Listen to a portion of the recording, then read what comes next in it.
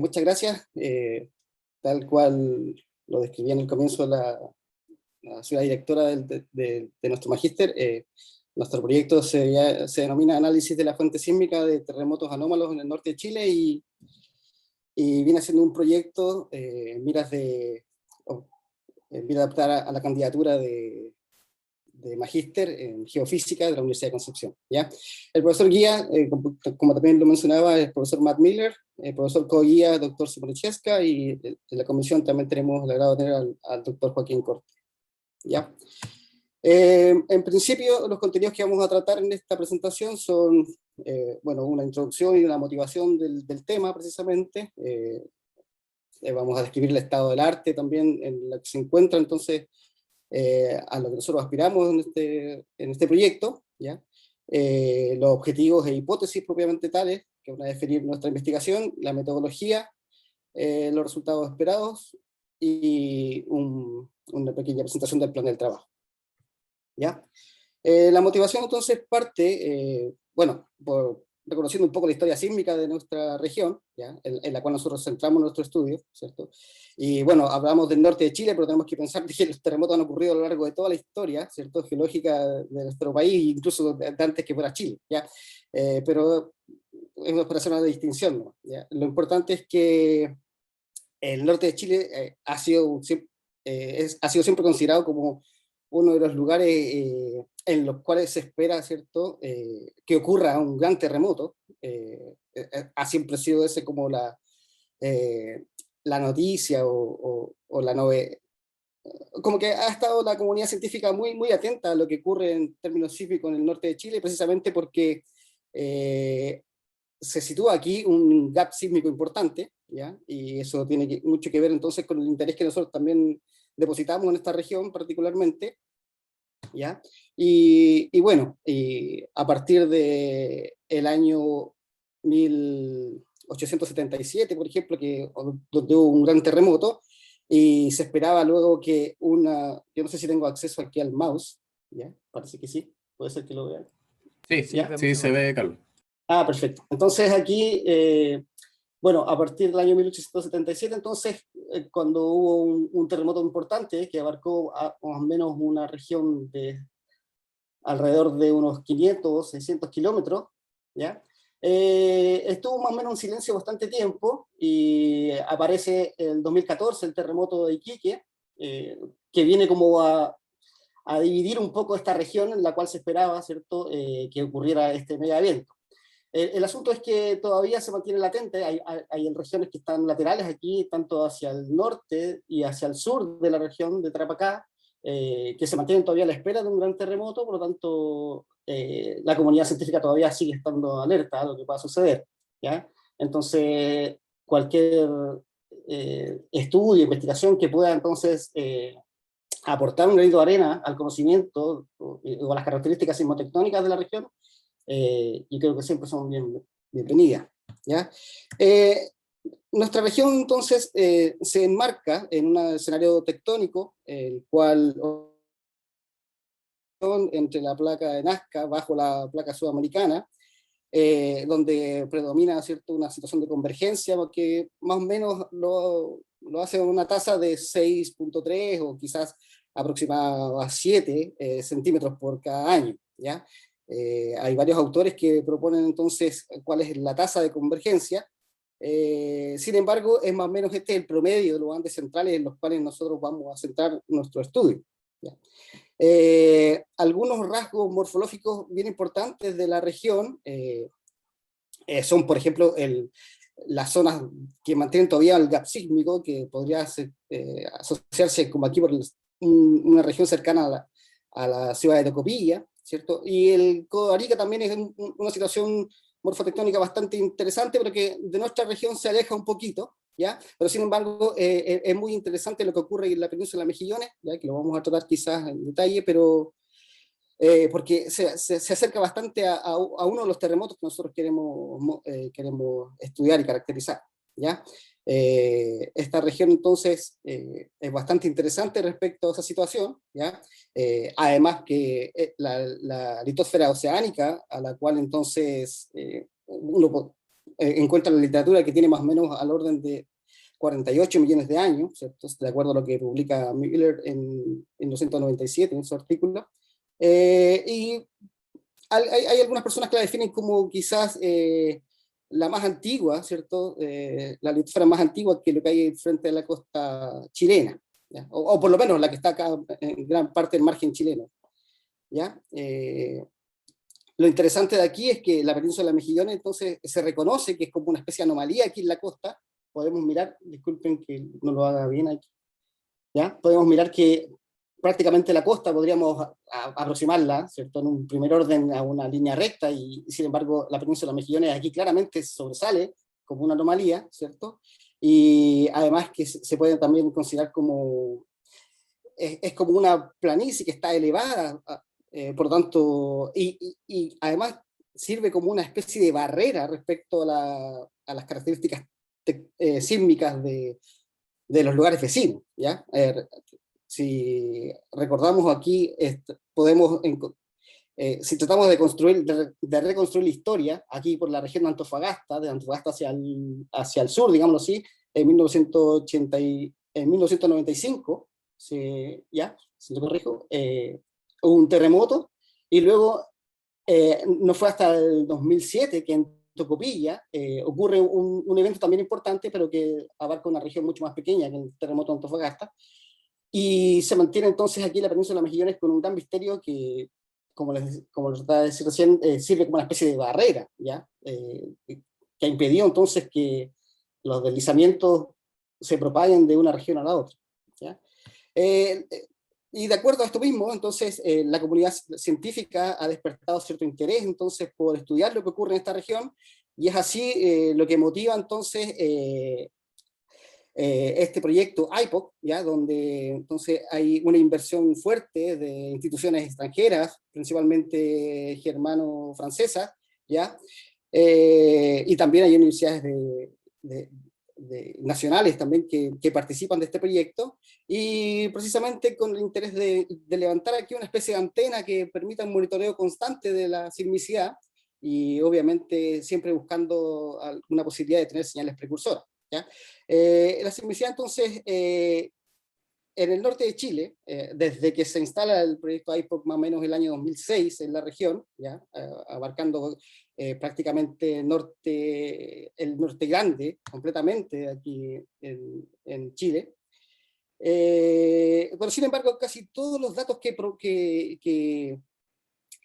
propicia, ¿cierto? Y que son un gran volumen de datos, ¿cierto? Es una gran big data que está en constante aumentos, la cantidad de datos que se están generando por cada una de las estaciones que están aquí es sorprendente. Por lo tanto también hay una virtud de análisis que no es menor, ¿ya? Pero sin embargo ha concentrado más bien el interés en los grandes terremotos, ¿ya? Sin embargo hay terremotos como los que vamos a estudiar nosotros, que quizás no tienen una magnitud tan importante como los que, claro, los que realmente uno quiere estudiar, porque son los que mayormente afectan tanto la situación económica como política o como social de una región, ¿ya? Pero que no son menos importantes porque pueden despertar el interés, o pueden ser quizás o mostrar alguna señal precursora, tal cual entonces podría prevenir un terremoto mayor, ¿ya? Por eso es importante para nosotros tratar de estudiar lo que ocurre con estos terremotos, ¿ya? Que no son de una intensidad como para considerarlo un gran terremoto, pero sin embargo son de una intensidad suficiente como para poder ser registrados a una distancia considerable, y lo cual nos permite hacer modelamientos como los que vamos a ver después, ¿ya? Dentro de esto, entonces, nosotros vemos aquí lo que propone SESCA del año 2018 respecto a la sismicidad, ¿ya?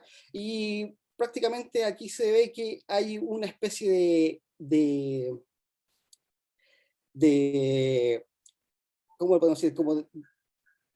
Hay una especie no sé cómo decir la palabra correcta, pero va cambiando, ¿cierto? De acuerdo a la profundidad, ¿ya? Es como que hay un seccionamiento, digámoslo así, de la sismicidad, entonces, a medida entonces va variando la profundidad de esta línea de subducción, ¿ya? Podemos ver en el estudio de SEXCA entonces que hay una gran cantidad de sismos que ocurren entonces de manera somera, podríamos decir, consideramos como la distancia superficial a una altura cero, ¿ya? Y luego vamos aumentando en profundidad y vemos una gran cantidad de sismos, ¿cierto? Si acá comparamos el número de eventos con la profundidad, entonces estos sismos importantes, este número de sismos importantes que ocurre entonces en la superficie, está obviamente dado por los grandes terremotos que han ocurrido, ¿cierto? En la zona más somera de la subducción, ¿ya? Y prácticamente son los terremotos del 2014 de Iquique, que fue una magnitud importante, 8.1, 8.2, ¿ya? El terremoto de Tocopilla, y todos estos terremotos entonces tienen son considerados como un tipo de sismicidad superficial, ¿ya? Entonces, cuando se ve esta segmentación de acuerdo a la profundidad, entonces vamos a encontrar que hay también sismos intermedios, ¿ya? Como lo podemos ver aquí, que están a una profundidad entonces entre, más o menos podríamos decir, entre 60 y 120 kilómetros, ¿ya? Hasta 150 kilómetros podríamos decir, entonces que son de profundidad intermedia. Y luego viene una región posterior donde ocurren sismos más profundos, ¿ya? Y que todo tiene que ver entonces en su mayoría activado por esta subducción. Sin embargo, tenemos que aclarar que, bueno, a lo largo de todo Chile, no solamente aquí en el norte, ocurren de todos los tipos de terremotos prácticamente, ¿ya? Y entonces también hay terremotos superficiales que ocurren de manera corticales y es como el terremoto, por ejemplo, de Tarapacá, ¿ya? El 2005, que también trae consecuencias importantes para la región. Bien, de acuerdo entonces a toda esta información, CIPL levanta un estudio y monitorea entonces toda esta información que había levantado desde IPOC, ¿ya? Y crea entonces una especie de catálogo en el cual relocaliza muy bien la sismicidad en el norte de Chile, ¿ya? Porque entonces hay mayor información. Sin embargo, podríamos comparar el catálogo de CIPL con el catálogo del Centro Sismológico, quizás abarca un poco más de tiempo, pero sin embargo en esa ventana temporal hay un poco de pérdida en esta certeza, es decir, hay más incertidumbre en los resultados. En cambio, CIPL obtiene esos resultados de manera muy acurada y bueno, en este mapa se puede ver cómo entonces la subducción prácticamente define la geometría de las fallas y los resultados de CIPL nos permiten ver esta geometría con una resolución sin precedentes, sin embargo. Prácticamente la subducción aquí es la que muestra mayor actividad y se ve claramente aquí, ¿ya? Sin embargo, sí, podríamos decir que entonces propone el catálogo sísmico más detallado que podemos encontrar en la región, ¿ya? Es muy rico en información, tiene mucha cantidad de datos, ¿ya? Alrededor de 101.000, ¿ya? 600 eventos fueron localizados, por lo tanto hay una gran cantidad de información, ¿ya? Y eso no significa que no haya más que hacer, es decir, al contrario, hay información disponible y con eso entonces hay que ir sacando conclusiones respecto a situaciones más puntuales como a las cuales vamos a atender nosotros, ¿ya? Lo importante sí es que CIPL, aparte de tener esta información de IPOC, también abarca a magnitudes que son inferiores, ¿ya? O sea, que son superiores a partir de 2.0, digámoslo así, en términos de magnitud, empieza él ya a registrar este catálogo, y cosa que no se había hecho hasta antes, porque hasta antes solamente se comenzaban los catálogos a partir de 4.5, por tanto, CIPL describe la región, sobre todo aquí en la macrozona norte, ¿ya? De una manera muy nutrida. ¿Ya? Con respecto a los catálogos globales, también nosotros entonces podemos decir mucho, ¿ya? Pero sin embargo CIPL viene a complementar todo, ¿ya? y confirma entonces de cierto modo estas bandas que se producen en la estas bandas o segmentación que se produce entonces en la sismicidad por la propia subducción, ¿ya? Es importante entonces que hay zonas muy difusas, obviamente, sobre todo en las zonas más profundas, ¿ya? En las cuales entonces el estudio siempre simplemente las evidencia, pero hay que ver entonces cuáles son las razones. En este caso, obviamente, podemos notar claramente que las variaciones significativas aquí en las alturas están simplemente gobernadas por la subducción. También podemos hacer proyecciones de acuerdo al estudio de Zippel, ¿ya? Podemos hacer unas proyecciones longitudinales y también transversales, ¿ya? Sin embargo, lo interesante es esta segmentación, ¿ya? Esta segmentación que es muy notoria respecto a la profundidad, ¿ya? A cómo varía la sismicidad respecto a la profundidad, ¿ya? De acuerdo a eso, complementando también con el estudio de Česká, esta segmentación que se ve tanto en profundidad, uno la puede notar también respecto a los mecanismos focales, ¿ya? Por ejemplo, sobre todo estos signos que están aquí, que lo habíamos caracterizado como signos más someros, y se pueden encontrar entonces también una segmentación respecto a los mecanismos focales, ¿ya? También se puede notar que varían de acuerdo a la profundidad, ¿cierto? Los mecanismos focales. Por ejemplo, acá hay gran diferencia respecto a los sismos superficiales y a los de profundidad intermedia, ¿ya? Y...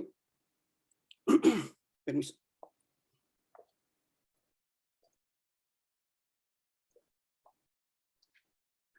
¿Ya? Y claro, se ve de acuerdo a lo que muestra estos gráficos, que estos grupos que están acá, de manera más superficial, tienen una clara tendencia a ser de mecanismos tipo trust, ¿ya?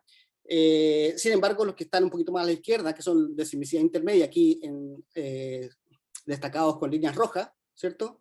Se cargan un poco más a lo que son las fallas de tipo normal, ¿ya? En ese sentido, entonces,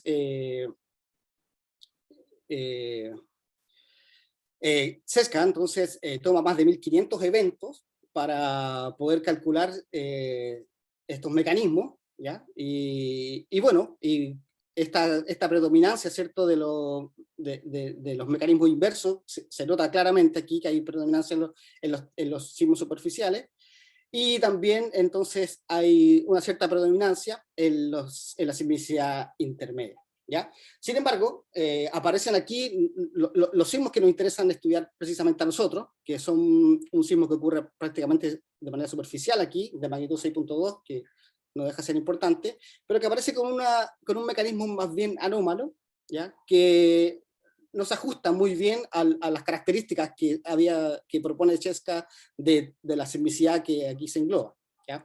Precisamente nuestro segundo terremoto, entonces de una magnitud un poquito más importante, 6.8, también se diferencia, aunque quizás podríamos encontrar alguna similitud, pero sin embargo lo interesante de esto es el lineamiento que tiene entonces con respecto a la dirección, ¿ya? Y eso es lo que vamos a ver.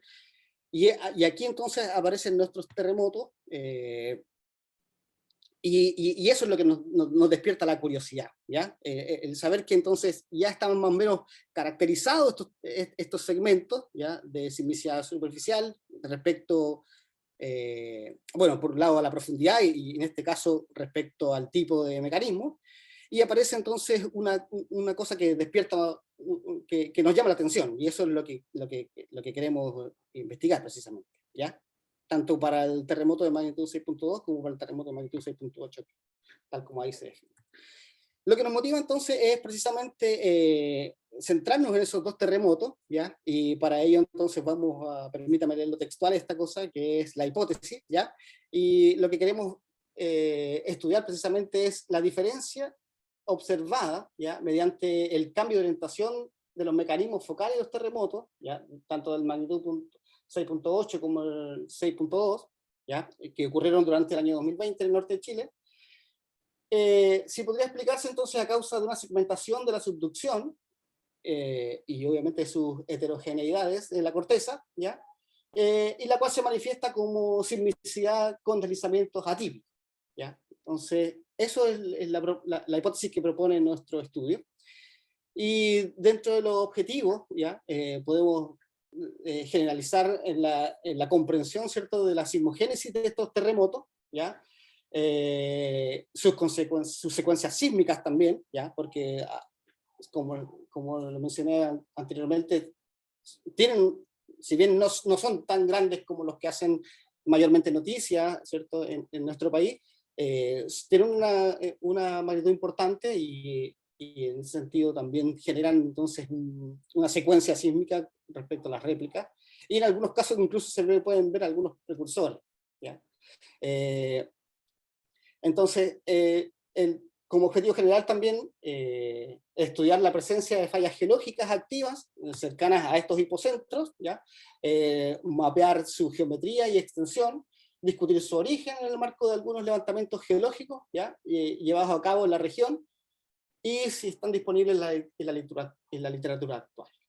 Como objetivo específico, entonces, esto implica analizar y caracterizar la distribución espacial y evolución temporal de la sismicidad superficial, ¿ya? Y también la intermedia en el norte de Chile, y específicamente en las regiones hipocentrales de los dos terremotos que nos interesan estudiar a nosotros, ¿ya? Como objetivo específico también tenemos el aprender a utilizar todo el aparataje de software sismológicos para poder entonces generar la información necesaria y para conseguir resultados obviamente de calidad, y que sean fiables a la hora de poder entonces eh, evaluar los resultados, ¿ya? Aquí tenemos también como objetivo específico la aplicación de modelos de inversión, ¿cierto? Sobre todo en el tensor de momento, y algunos métodos de funciones de línea empíricas para determinar la directividad, ¿cierto?, de la propagación o de la ruptura, ¿ya? Interpretar de forma conjunta la distribución espacial de la sismicidad, los tensores momento y los resultados de directividad.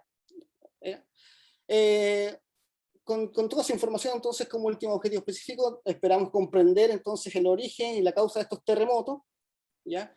Y para ello, entonces, vamos a seguir una metodología, ¿ya? La cual parte, entonces, con el entendimiento, ¿cierto?, o con la aplicación de técnicas sismológicas, ¿ya? Como lo son los algoritmos de agrupamiento, ¿ya? Los algoritmos de agrupamiento, hay que decirlo, ¿cierto?, no solamente se aplican en sismología, sino que hay mucho trabajo, ¿cierto?, que trabajen con datos, ¿cierto?, y en muchas aplicaciones científicas se están usando estos algoritmos de agrupamiento, ¿ya? La idea entonces es poder agrupar, ¿cierto?, grandes cantidades de datos, tratando de identificar un cierto, o definiendo un cierto patrón, ¿ya?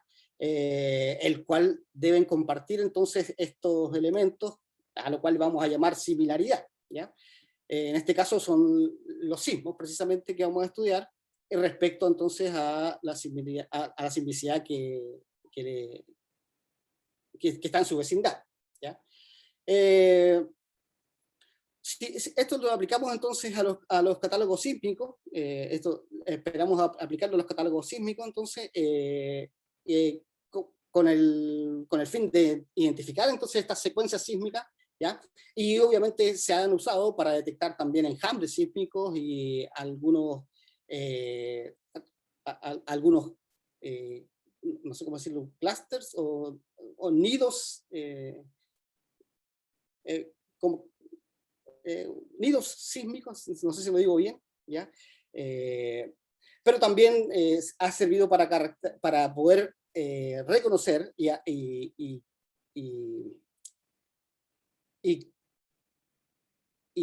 no, la idea es armar familias, pero no es familiarizar, ¿ya? Sino que es a armar clúster, claro, precisamente a ir agrupándolos también por cualquier característica que se decida poner como un target, ¿ya? Es decir, mecanismos focales, podría ser la forma de onda completa, ir buscando similaridades respecto a eso, ¿ya? En ese sentido, entonces, para poder utilizar esta metodología, vale la pena mencionar que hay que definir una métrica, ¿ya? Esta métrica, entonces, es la que va a permitirnos evaluar la similitud, ¿cierto? En este caso, entre los terremotos, ¿ya? Y para ello, entonces, vamos a utilizar el software SalesCloud, ¿ya? Que propone SalesCloud el año 2020, y que, claro, lo vamos a utilizar para, enfocado al agrupamiento de la sismicidad, precisamente, ¿ya? Esta técnica, entonces, se basa en un concepto que se denomina la densidad de eventos, ¿ya? Y de acuerdo a esta densidad, entonces hay que definir lo que se llama un número mínimo de eventos vecinos y una distancia aceptable. Eso es algo que es técnico precisamente del software, ¿ya? Pero es lo que le permite al algoritmo ir tomando entonces decisiones respecto a qué considerar parte de la vecindad o no, ¿ya? De acuerdo a esas condiciones, entonces, para poder crear, por ejemplo, lo que es un agrupamiento, un clúster precisamente de sismos, entonces vamos a necesitar un primer elemento, ¿ya? Un primer elemento al cual podamos denominarlo como inicialmente un I, valga la redundancia ahí, ¿ya? Y al menos un número mínimo de otros eventos, ¿ya? Con los cuales poder comparar, ¿cierto?, estas características, y entonces, como si fuese esto una especie de bola matemática, ¿ya? O vecindad matemática, el software empieza entonces a evaluar si estos números de eventos mínimos que están en la cercanía cumplen o no este requisito de estar a cierta distancia.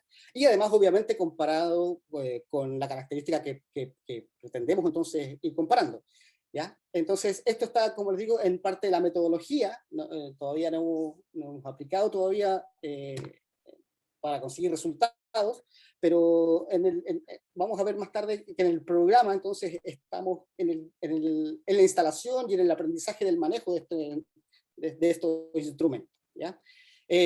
Lo importante es que si llegamos a tener entonces un número suficiente de vecinos para estos que podríamos llamar entonces elementos principales, ¿ya? Los elementos principales entonces vendrían siendo aquellos que nos van a permitir entonces comenzar a detectar si hay similitudes en una vecindad, ¿ya? Y luego vamos a llegar a aquellos donde prácticamente llegan al extremo, valga entonces la idea aquí de la palabra borde, ¿ya? Y esos entonces son los que van a dar el límite a nuestro clúster, a nuestro agrupamiento, ¿ya? Entonces por eso vamos a tener elementos principales, con los cuales entonces vamos a empezar a hacer la indagación de la similitud, ¿ya? Luego vamos a tener elementos en el borde de esta vecindad, digamos así, o de esta bola, o no sé cómo llamarlo en términos más técnicos, ¿ya? Pero los cuales van a definir un clúster. Y sin embargo, el programa va a detectar también aquellos que no cumplen ningún requisito, es decir, no están ni cerca ni están al límite, y los va a considerar como elementos aislados simplemente, ¿ya? Y nosotros acá podemos entonces hacer observación de las formas de ondas y podemos buscar similitudes para distintos terremotos, ¿ya? Y eso es una de las cosas que tenemos como parte de nuestra metodología, ¿ya? Lo importante aquí es que vamos a poder tomar entonces visión de lo que está ocurriendo entonces en la cercanía de estos terremotos, y los vamos a poder comparar ya sea entonces por agrupamientos espaciales, por distribución de epicentros, ¿ya? Estos ejemplos son los que tomo de lo que propone Cheska en su artículo que publica en el 2020, ¿ya? Respecto a este SalesCloud, ¿ya?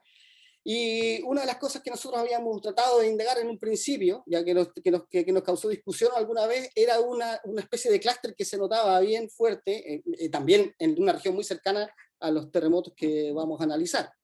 Y haciendo aplicando estos algoritmos de agrupamiento, entonces se llega a notar que este clúster que nosotros habíamos detectado, ¿cierto?, de manera muy superficial, como una simplicidad muy superficial, cuando uno lo analizaba en el tiempo, ¿cierto? Y comparaba, por ejemplo, el día calendario y la hora del día, entonces esta sismicidad tenía prácticamente una recurrencia que era prácticamente muy puntual, es decir, como que todos los días a la misma hora, entonces podíamos detectar el mismo terremotito. Y eso, aplicando el algoritmo de agrupamiento, entonces nos permitió entonces poder decir, bueno, esto realmente no es natural, esto es un poco más artificial, y quizás viendo la región cercana pudimos detectar que habían también mineras muy cerca, ¿ya? Que estaban funcionando y que prácticamente esto pertenecía a su detonación, ¿ya?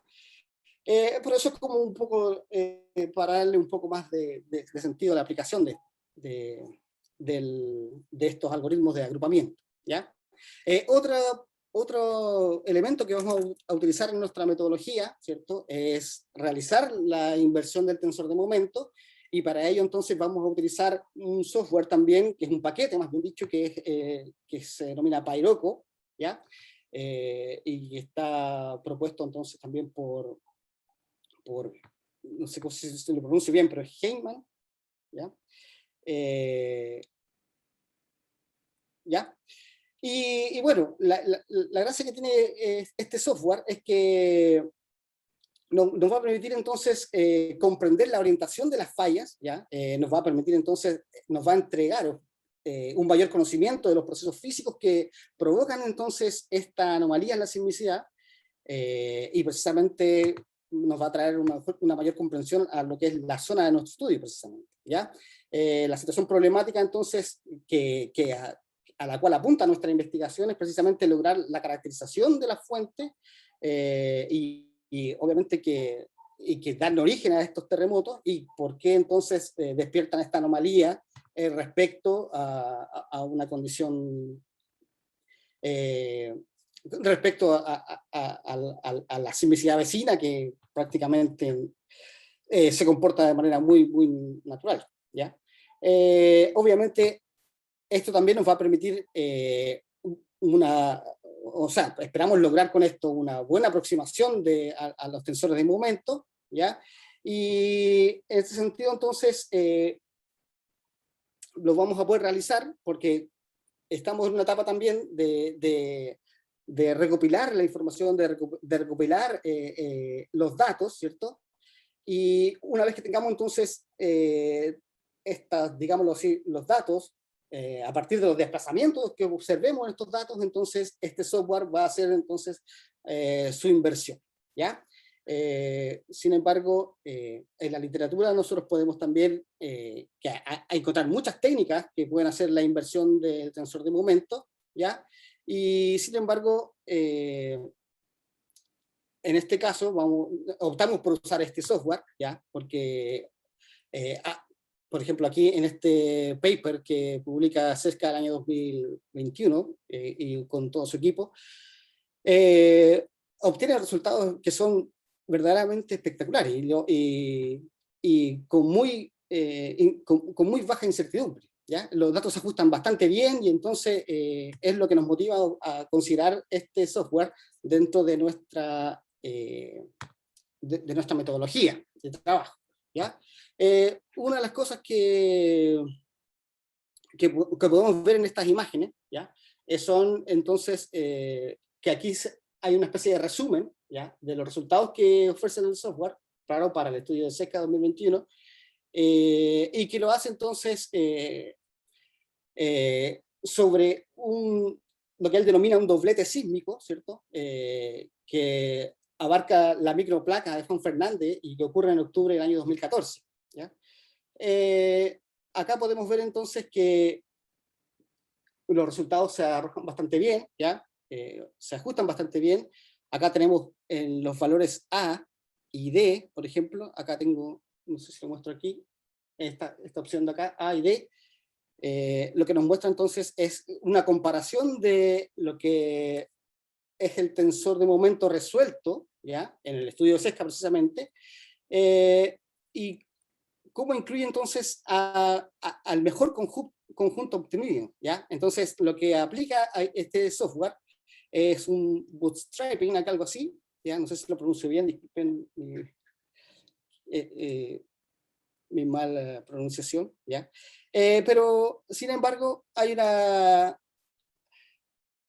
una conclusión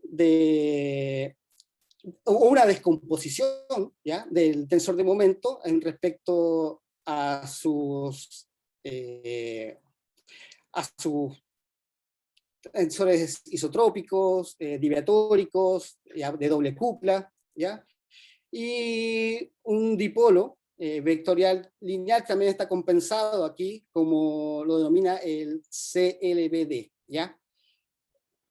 Yo estoy un poco confundido con las pantallas, así que les pido disculpas si es que intento mostrarles algo que apunto a cualquier lado, ¿no? ¿Ya? Sin embargo, aquí lo interesante también es que el software, en el tamaño de las esferas focales, ¿ya? Son proporcionales, entregan información proporcional a lo que son los momentos escalares, ¿ya? En las figuras B y E de este ejemplo, B y E, entonces ya podemos ver la representación en forma difuminada, ¿cierto? De lo que se obtiene superponiendo entonces todos estos tensores de momento y aplicados a diferentes cadenas bootstrap, ¿ya? Que son del orden en este caso, del orden de 100 configuraciones diferentes, ¿ya? Las que se pueden utilizar, ¿ya? Sin embargo, de esto que se ve difuminado es simplemente una superposición, y una solución final entonces podría estar dada, está dada de hecho en este diagrama por lo que son las líneas rojas, ¿ya? Por lo que son las líneas rojas. Aquí entonces en estas dos imágenes se comparan distintas estaciones, ¿ya? Una más cercana al evento que la otra, ¿ya? Y bueno, y podemos notar que hay muy buenos resultados, muy buenos ajustes, ¿ya? Respecto a este estudio. Y por último, entonces, una cosa también interesante que vamos a incluir en nuestra metodología es el cálculo de la directividad, ¿ya? Es decir, es muy importante para nosotros entonces poder, claro, para poder caracterizar la fuente de nuestros eventos, entonces necesitamos saber entonces caracterizar muy bien entonces lo que son este parámetro que define entonces el proceso de ruptura, digámoslo precisamente, ¿ya? Es decir, hacia dónde se propaga, mejor dicho, la ruptura. Es decir, siempre la ruptura entonces lo va a hacer con cierta dirección, y eso es lo que nos permite entonces calcular este parámetro, ¿ya? De directividad. Eso es muy importante porque teniendo esta dirección, entonces podemos caracterizar muy bien lo que es la dinámica de las fallas, ¿cierto? Y también de sus planos auxiliares en la propia fuente, ¿cierto? Y conseguir, obviamente, también una mejor estimación de lo que podría ser la cinemática de la fuente, ¿ya? Respecto a lo que es su longitud, el tiempo de ruptura, ¿cierto? Por tanto, la directividad siempre la vamos a poder determinar, ¿cierto? A partir de un parámetro, o como un proceso de ruptura, ¿ya? Y que de acuerdo a esta metodología, lo podemos hacer considerando varias estaciones sismológicas, ¿ya? El problema sí que tenemos es precisamente que para poder hacer la localización vamos a necesitar diferentes azimuts de la fuente sísmica, y hasta ahora, por una condición natural, ¿cierto?, en la cual se encuentra posicionado Chile frente a la fosa, ¿cierto?, precisamente, que prácticamente es longitudinal. Quizás todavía estamos en conversaciones con el Observatorio San Calixto de Bolivia para ver si podemos conseguir estaciones de ellos que nos puedan facilitar las señales para poder entonces darle un mejor azimut a nuestro estudio, ¿ya? Pero por ahora, es como estamos en esta etapa de formular el proyecto, de empezar a trabajar ya en la viabilidad de este proyecto, Entonces, estamos en la etapa de conversaciones, estamos en la etapa de buscar información, estamos en la etapa de aprender uso y manejo de estos software, ¿ya? Y una de las cosas interesantes que tiene esto de la directividad es que cuando uno ve, por ejemplo, los estudios de López y Comino y Sesca del año 2018, y se puede reconocer algo como si fuese entonces una especie de este, se me olvidó el efecto del sonido, ¿cierto? Cuando el sonido va en movimiento, cuando la fuente del sonido va en movimiento, el efecto Doppler, ¿ya? Entonces uno puede reconocer en las estaciones este efecto Doppler y usar eso como una manera de estimar entonces un poco esta dirección en la cual se produce la cinemática de la ruptura, ¿ya? Y eso es más o menos lo que proponemos respecto a la metodología, es decir, utilizar entonces los algoritmos de agrupamiento, hacer esta inversión del momento sísmico o del tensor de momento, y también aplicar este cálculo de la directividad. Y para eso entonces el plan de trabajo que proponemos ¿ya? Está basado prácticamente en 4 etapas, que las podemos simplificar en una preoperacional, donde estamos entonces recién iniciando. De acuerdo a este calendario, entonces estaríamos aquí ya en la semana del 26 de abril, ¿ya? Esta semana del 26 empieza a contarse desde el día lunes, por eso es desde el 26, ¿ya? No es que hoy día estemos a 26, pero estamos en la semana de este lunes, 26, ¿ya? Y entonces podemos ver cómo vamos a ir trabajando las distintas etapas y los avances a medida vayamos prosperando entonces en el cumplimiento de los objetivos de acuerdo a las etapas previas, ¿ya? Una preoperacional entonces donde básicamente está la instalación de software y la búsqueda de literatura, ¿ya? Como elemento fuerte de esta etapa, ¿ya? Y obviamente el poder acordar el tema, el poder definir el tema, eso también nos llevó a varias reuniones para poder concluirlo también, ¿ya?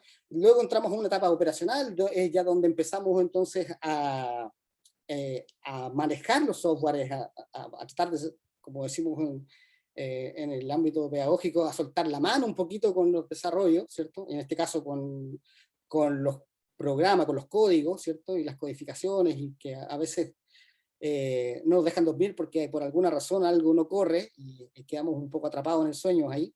Y también estamos en esta etapa de poder tener acceso a todos los datos, ¿ya? Tanto por el lado del Centro Sismológico Nacional, ¿cierto? Y por estos catálogos globales también que se pueden conseguir, ¿ya?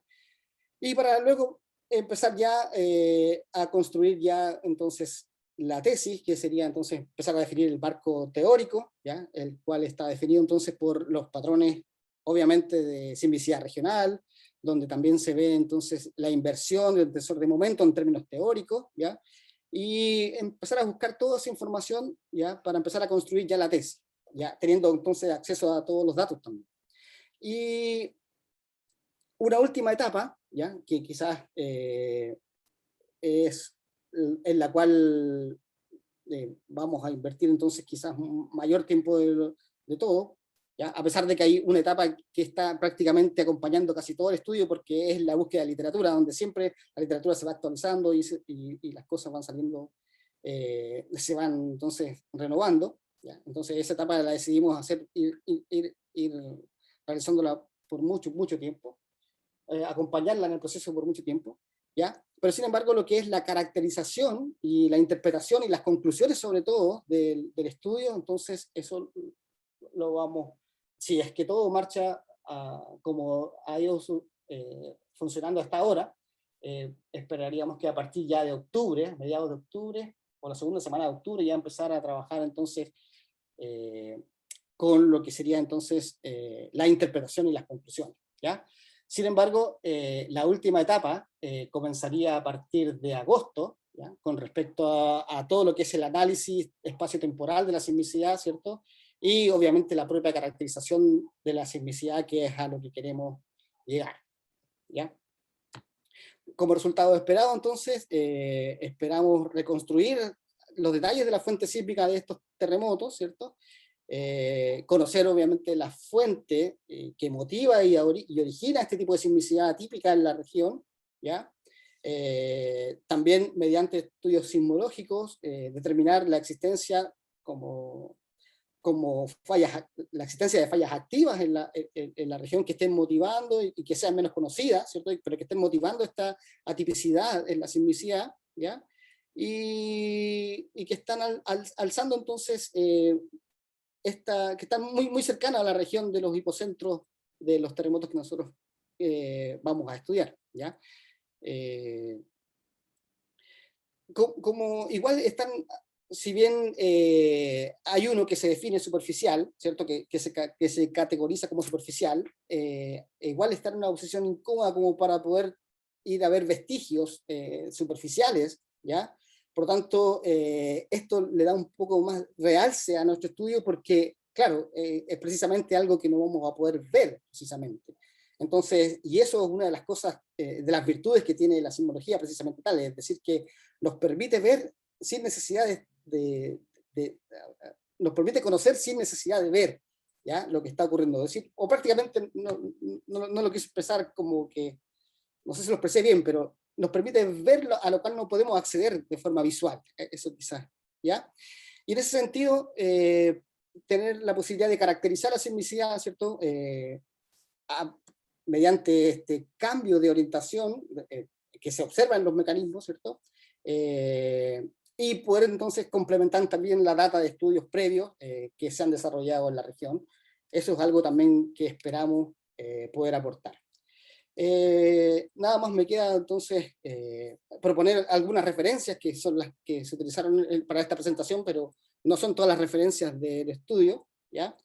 Y bueno, eso ha sido mi presentación de proyecto. Muchas gracias.